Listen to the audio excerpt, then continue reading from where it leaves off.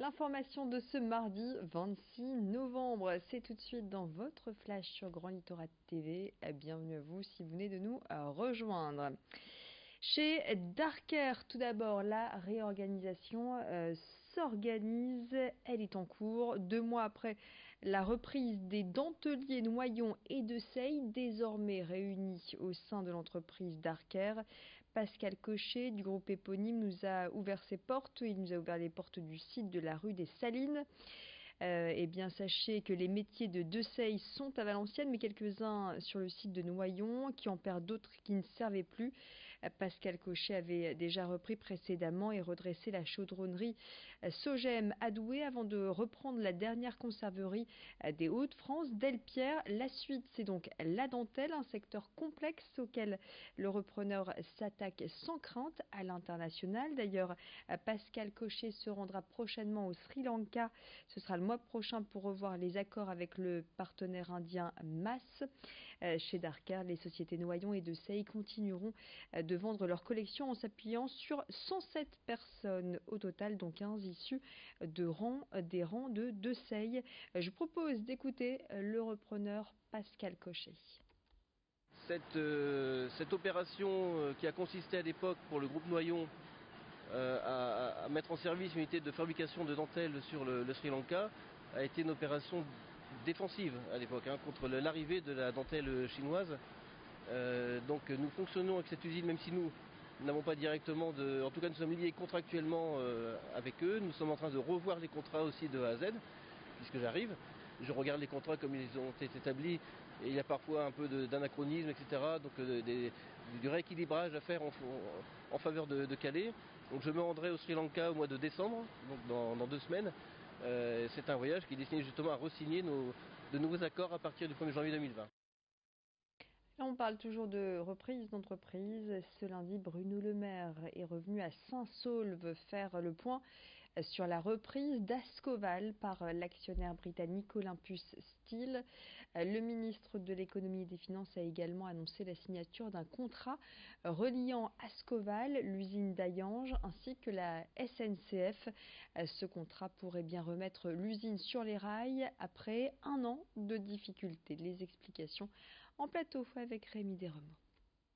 C'est une grande avancée dans l'affaire Ascoval. Le ministre de l'économie et des finances Bruno Le Maire s'est rendu ce lundi sur le site de Saint-Saulve. Il y a 1 an, il s'était déjà rendu à l'Aciérie. Il affirmait à l'époque sa volonté de sauver Ascoval, un site majeur de l'industrie dans le Valenciennois, alors en plein redressement judiciaire. 1 an plus tard, Bruno Le Maire estime avoir tenu ses engagements. Durant sa visite, il a annoncé la signature d'un gros contrat entre Ascoval, la SNCF et l'usine des rails d'Hayange, ce qui va représenter une production de 140 000 tonnes d'acier supplémentaires chaque année, et ce, pendant 4 ans. La commande d'acier sera effective à partir de septembre 2020 et servira à la fabrication de rails pour SNCF Réseau. Une bonne nouvelle, reconnaissent les syndicalistes, il faut dire que depuis sa reprise par le britannique Olympus Steel, Ascoval tourne au ralenti. L'Aciérie n'a produit en 2019 que 66 000 tonnes d'acier, ce qui implique que depuis juillet, les salariés de l'usine ne travaillent qu'1 semaine sur 2. Cette commande devrait donc permettre à l'usine de retrouver son rythme de croisière. Les syndicats restent malgré tout sur leur garde. Ils souhaitent d'abord passer 2020, période à laquelle les 270 salariés de l'usine espèrent enfin souffler et se sentir rassurés. Elle a remporté une médaille d'argent au concours Lépine. L'entreprise Mango Beat poursuit son ascension. Elle est installée dans notre région.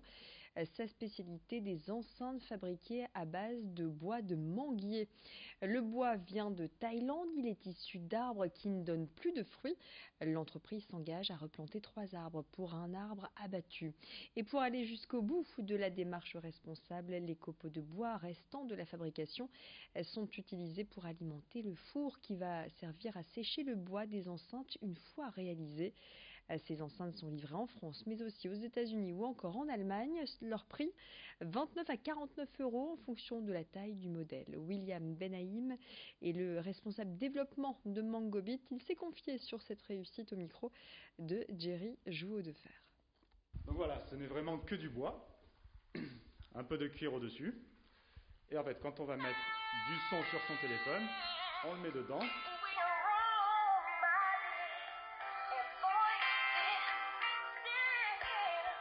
Juste avec la résonance du bois, on va permettre de multiplier par 5 en moyenne le son d'origine. Mango Beat, c'est un produit qui a été inventé par Nidal Douik, qui est un de mes amis.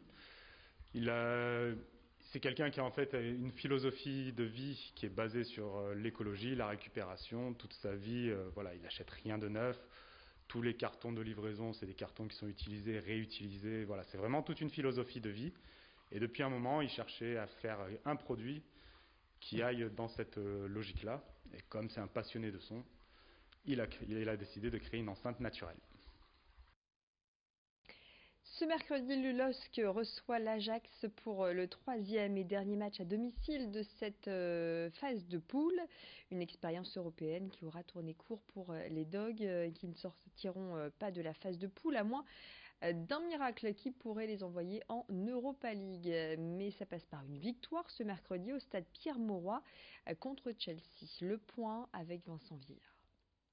Voilà, c'est fini. 3 petits matchs à la maison et la Ligue des Champions s'arrête déjà pour des Dogs trop inexpérimentés au plus haut niveau, mais aussi pas forcément respectés par les arbitres, comme par exemple contre Chelsea, ou encore face à l'Ajax Amsterdam, où ils auraient largement pu obtenir un penalty en tout début de rencontre pour cette main hollandaise qui aura finalement été non sifflée, mais pas de regret au match aller. Les Hollandais étaient beaucoup trop forts pour les hommes de Christophe Galtier et s'étaient imposés 3-0. Alors qu'est-ce qui a changé depuis ce match aller? Eh bien Lille n'a obtenu qu'un seul petit point en Ligue des Champions, un point obtenu lors du match nul face à Valence, quand les 3 autres équipes de la poule sont elles à 7 points.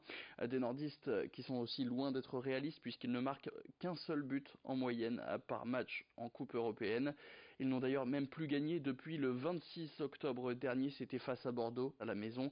Une seule victoire sur les 10 derniers matchs disputés, toutes compétitions confondues pour des Dogs méconnaissables par rapport à l'année dernière. De son côté, l'Ajax Amsterdam reste lui sur une série de 4 matchs d'affilée avec au moins 4 buts marqués, toutes compétitions confondues.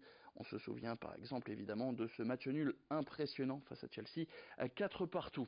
Il faudra donc un LOSC nouveau en cette fin novembre, d'abord pour espérer offrir une victoire pour l'honneur face à son public, mais il faudra aussi s'imposer ce week-end face à Dijon afin de rattraper son retard en Ligue 1. Voilà, à suivre. Merci beaucoup. Vincent, c'est la fin de cette édition sur le littoral. Je vous retrouve d'ici quelques instants pour l'actualité régionale. Tout de suite, la météo.